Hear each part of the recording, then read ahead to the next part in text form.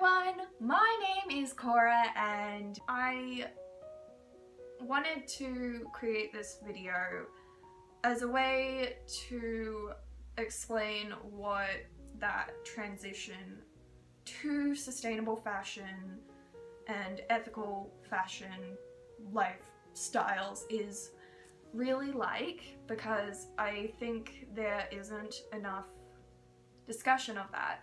And to sort of be truthful about how difficult the process can be on an emotional level, but to also explain why that journey is so worth it.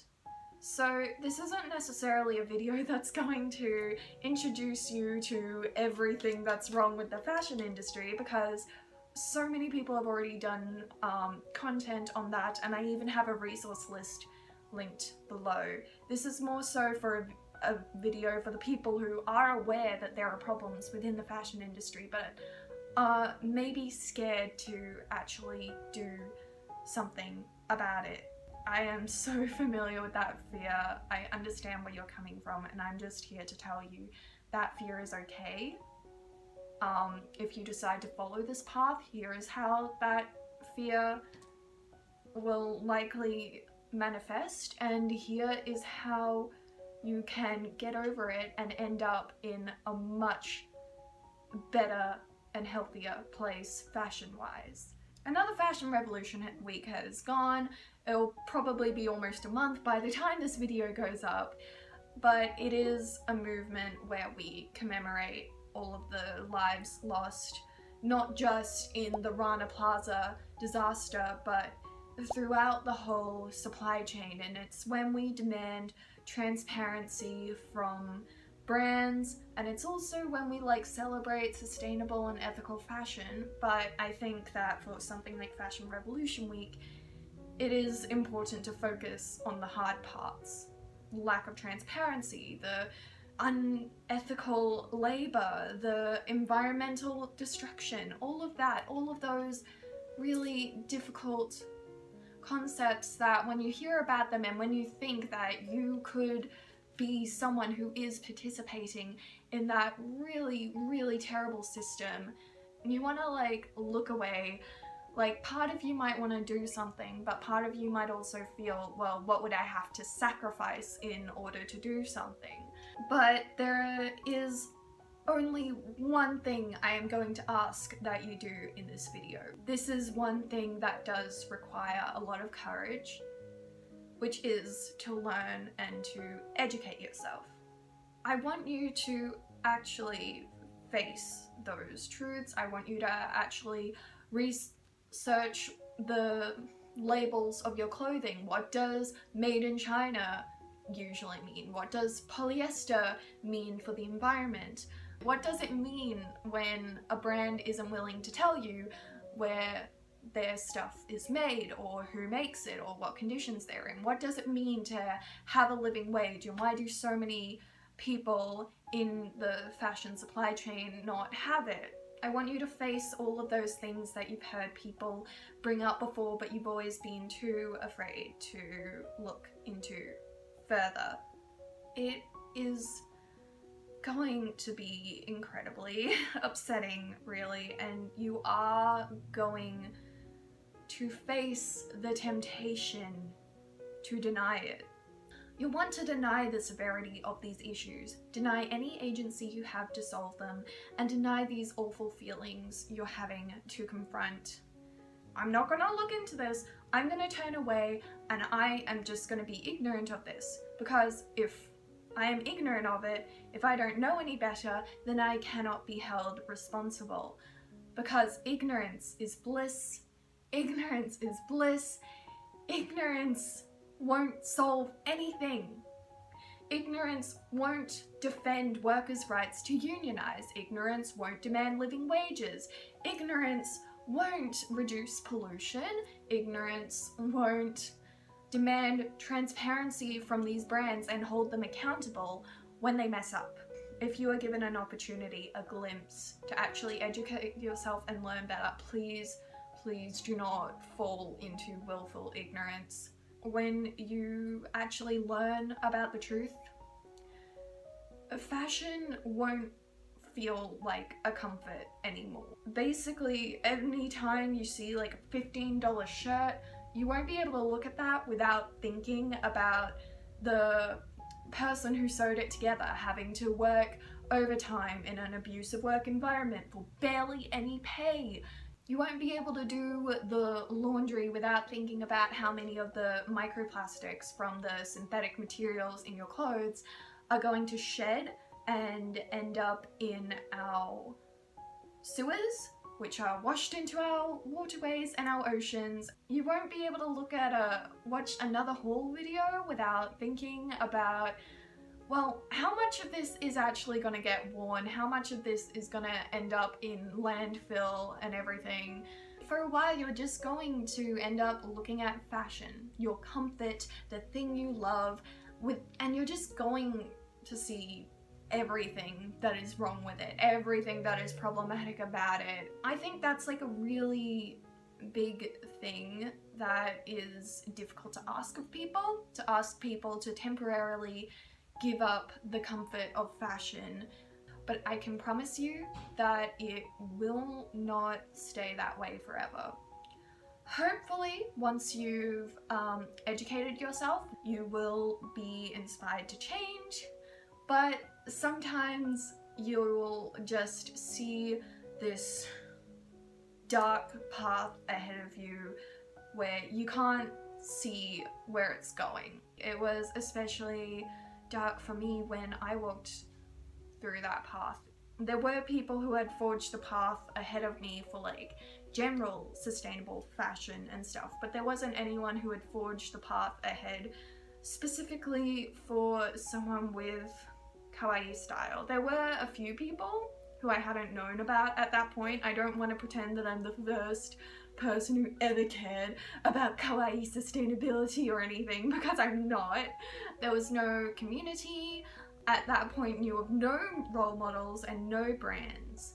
And I decided that if I was gonna do this, I wanted to create the resources and community that I never had. That is why I think that if you are someone who does dress alternative, especially if you dress kawaii, and you are afraid to walk along this path of sustainable and ethical fashion because you think, what if sustainability is like incompatible with kawaii fashion? I have worked so hard to make sure that you don't have to feel that way. I have created Alternative Fashion Lovers for Sustainability, which is a Facebook group where we discuss sustainable and ethical fashion from an alternative fashion perspective, as well as like share our sustainable alternative fashion inspiration. I have several blog posts and YouTube videos giving like some tips and everything on how to be kawaii and alternative while in like sustainable fashion and stuff. I am constantly sharing outfits on my Instagram that happen to have a lot of like kawaii sustainable elements, and I also have a resource list that I have put together myself that includes information that is like an introduction to sustainable and ethical fashion, as well as resources from around the web that are related specifically to alternative sustainable and ethical fashion. And there's also recommendations for people to follow online, and also like brand recommendations. And honestly, that's like a part that I need to update, because there are so many more available brands out there other than the ones that are listed that may not necessarily be enough for you though. My content might not be enough to convince you. Other people's content might not be enough to convince you.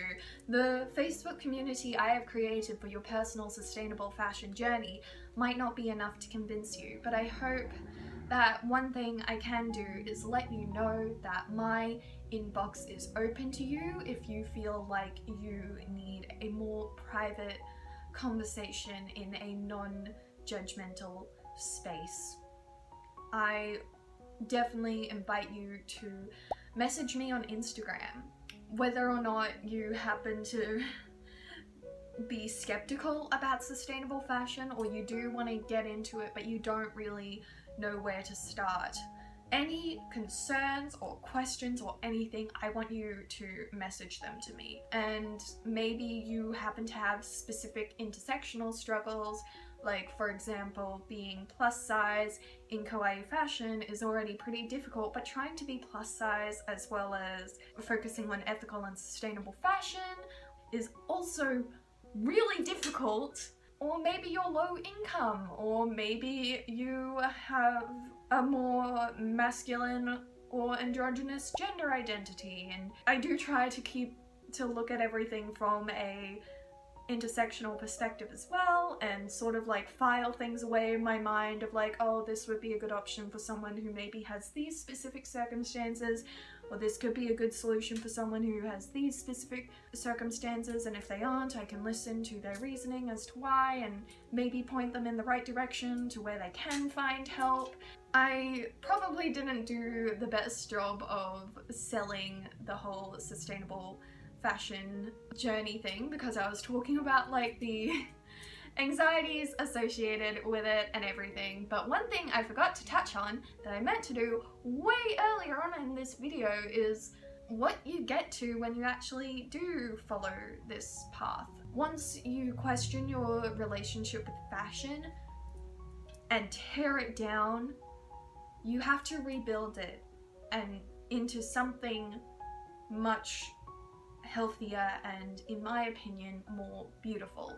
The thing about sustainable fashion is that it is a mindset rather than about what you consume. Like, it is more so about curating a wardrobe very carefully. It is about prioritizing quality over quantity, and it is about viewing trends as just a suggestion.